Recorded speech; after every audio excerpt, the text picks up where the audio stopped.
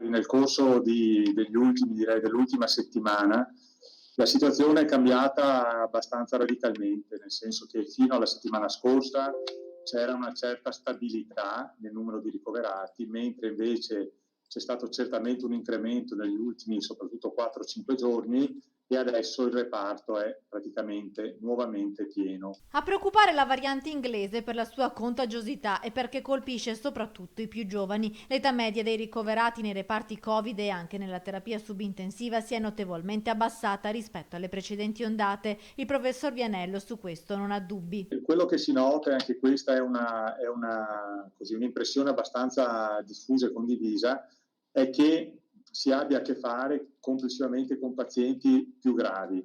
Questo probabilmente, un'ipotesi, diciamo, è che probabilmente i pazienti più lievi siano trattati in maniera più efficace a domicilio, a differenza di quanto non avvenisse nelle ondate precedenti.